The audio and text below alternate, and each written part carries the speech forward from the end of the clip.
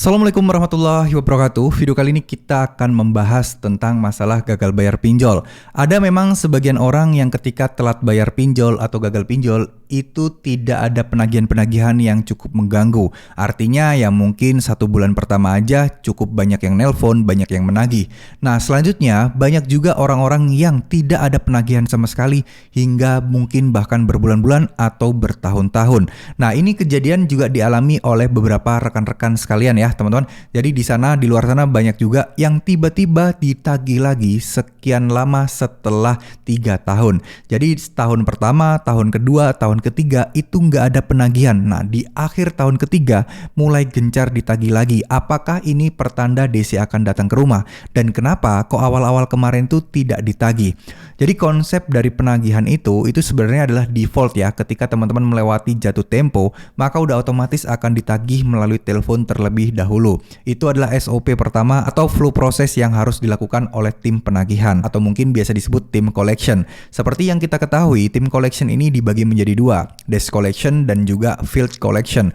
Desk collection ini ya yang menghubungi kalian melalui WA, telepon, SMS, email dan lain sebagainya. Sedangkan field collection yang datang menemui kalian, datangi kalian ke rumah untuk menagih atau bahkan banyak juga yang saat ini akhir-akhir ini datang ke kantor. Nah, ini mungkin agak aneh. Kenapa kok dari kemarin 2 tahun adem-adem ayem, ternyata 3 tahun dimulai rame dan ditagih lagi. Padahal yang punya utang aja sampai lupa utangnya gimana. Terus kemudian aplikasinya juga entah kemana dan lama nggak diinstal.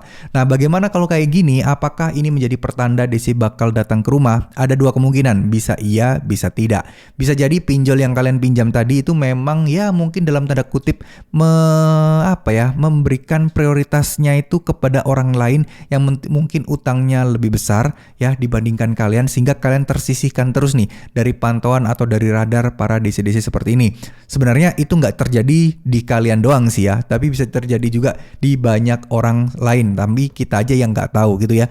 Karena kita tahu sendiri dari data OJK pun jelas, banyak aplikasi pinjaman online itu yang tingkat TKB 90-nya itu masih di bawah 95%. Artinya banyak orang-orang yang di atas 90 hari dan masih belum bisa bayar hutangnya itu masih banyak. Padahal indikator itu minimal harus 95, harusnya ya harus 98, 99 dan lain sebagainya.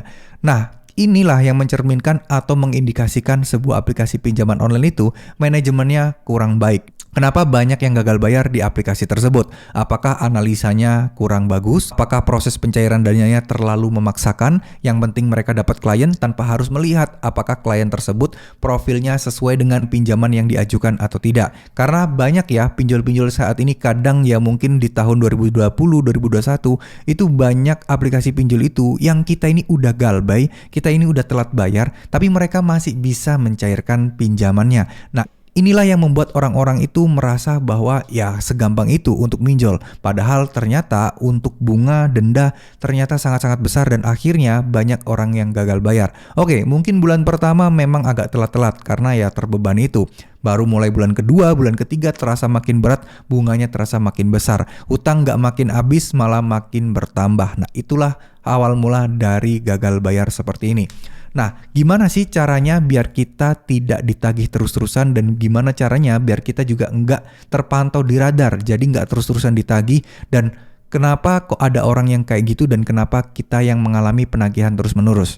Jadi ada beberapa tipe ya orang-orang yang ketika ditagih pinjol itu, orang-orang yang selalu merespon dengan baik, orang-orang yang selalu mengangkat telepon, orang-orang yang selalu kooperatif banget. Nah, ini kadang disalahartikan oleh para DC-DC, di mana orang yang kooperatif, di mana orang yang mau bertanggung jawab dan menanggapi semua WA, SMS dan lain sebagainya, dianggap adalah orang yang memiliki potensi yang tinggi untuk membayar hutangnya. Jadi semakin bagus untuk ditekan.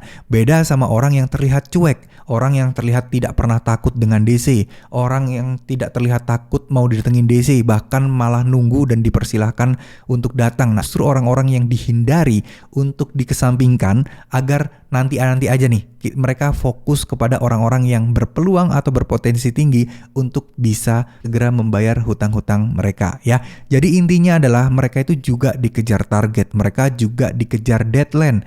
Jadi ya mau nggak mau mereka mungkin ya dalam tanda kutip menghalalkan segala cara agar gimana caranya biar kita itu biar kita ini juga mau mengusahakan untuk membayar hutang kita ya.